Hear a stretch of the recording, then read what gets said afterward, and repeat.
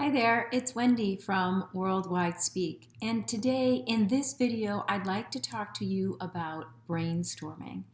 It's a really important piece of the writing process, and I'd like to tell you what it is, how we use it, and then give you an example of brainstorming.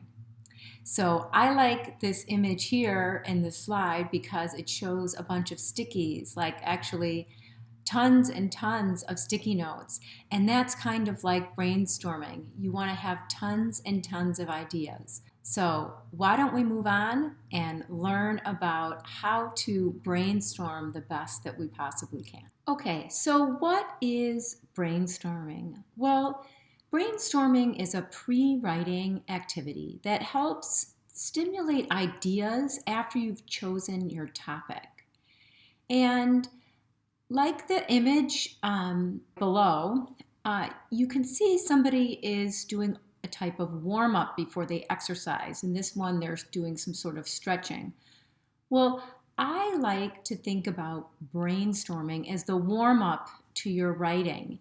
The purpose of it is to come up with as many ideas about that topic you've chosen so that you have a bunch of ideas and then you can go back and pick out the ideas that are going to make the best examples or details or topics or paragraphs for the essay or paragraph that you are writing. All right, so a lot of times when we brainstorm, we're brainstorming with a purpose. We already know the type of paragraph or the type of essay we will be writing.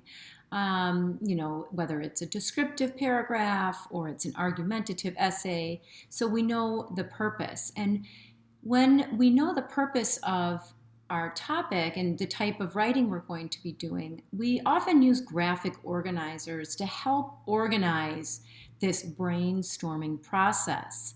Some examples of these types of graphic organizers are ones like this. It's called a mind map or a Venn diagram. We use the Venn often in comparison and contrast essays.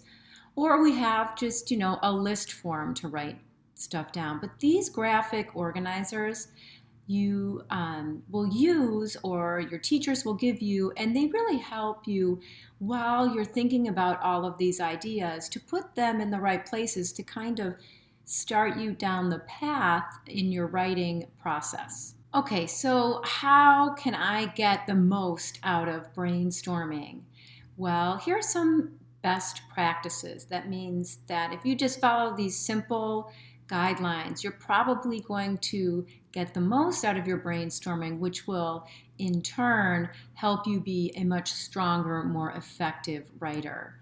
So first and foremost, write everything down, okay? Remember that image I showed you in the beginning of this video? Yeah, the one with all of the stickies? Really, you want to write all of your ideas down, whether they're good or they're bad, anything. You can always go back and use one or get rid of one, but you really want to, in this time when you're thinking about your topic, to think about anything that comes to your mind. Then you want to probably be using some sort of graphic organizer that we just talked about. Another thing is, you can, while you're thinking about all these things and writing them down, you can circle ones that really stand out to you that you think, oh, this would be really good. And on the flip side of that, feel free when you're brainstorming and writing stuff down to cross out ideas. You write down an idea and then you think, oh, that's horrible. Even though you're not going to use it, it's good that you thought about it and that you've written it down because maybe thinking about that stimulated your brain to think about something else, which is the next thing and is a really good idea. So no matter good or bad, write it down. Circle it if it's good, cross it out if it's bad, and use a graphic organizer to help you organize this brainstorming process. Okay, let's do some brainstorming together here. Let's do an example. And the one I chose would be for a descriptive paragraph. And the prompt is write a paragraph describing a favorite food or dish. Yes, this is very simple, I know that. But I want to keep it simple so that we can really just talk about what we're here to talk about, and that's the idea of brainstorming. So I thought it might be easier if we used a very simple example. So the graphic organizer might look something like this, and with a descriptive paragraph, we hone in on the five senses of sight, taste, smell, sound, and touch. So I've already gone ahead and put those in there. So the dish I chose was chicken marbella. And let me think about, okay, so when I think about this dish and I'm thinking about what it looks like a royal feast. It has dark olives, the crispy skin of the chicken. There are green olives in it. There are round apricots. Then I'm going to think about how it tastes. It tastes fresh. It's salty. It's juicy. It's fabulous.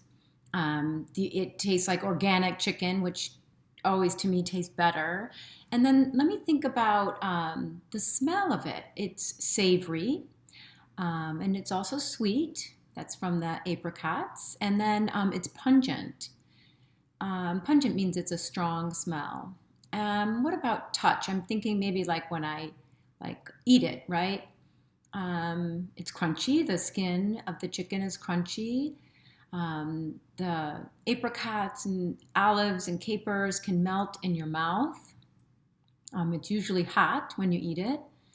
And then the sound, I think maybe kitchen noise, chopping things, and maybe sizzling in the oven. So here, what I went through is I just kind of talked through my thinking process while I'm brainstorming. So after I write all these things down, I would then go back and revisit all of this, and I would think about what is good and what's bad, what I want to keep, and how I want to focus my paragraph. Well, I love that it looks like a royal feast. I definitely want to use that. I want to include that there are dark olives, there's crispy skin, and green olives, and round apricots. That's really important in my paragraph because I know people eat with their eyes. And so I think that visual aspect of the descriptive essay is going to be really important. Let me think about the taste. I really need to show people with words how my chicken marbella tastes. So I want to make sure I tell them it's fresh, salty, juicy.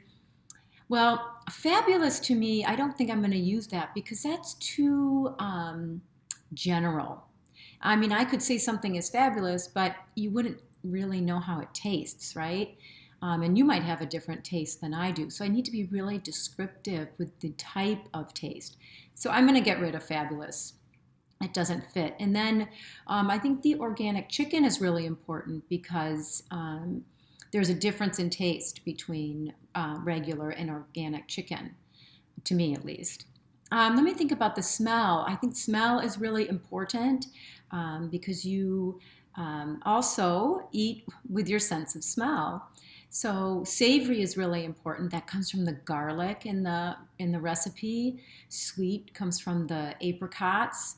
What else? Oh, pungent. Yeah, I'm not going to use that because even though it's a great word, sometimes this word in English has a little bit of a negative connotation. And I don't want anyone to be confused about the chicken marbella. It's fabulous, it's delicious, it's wonderful, and I don't want there to be anything that would detract from how I want my chicken marbella to be described. And I think pungent might make it sound a little like it tastes bad or it smells bad. Let me think about touch. Well, that would be when you're eating it, I imagine. So crunchy sounds like potato chips, and I don't want to use that.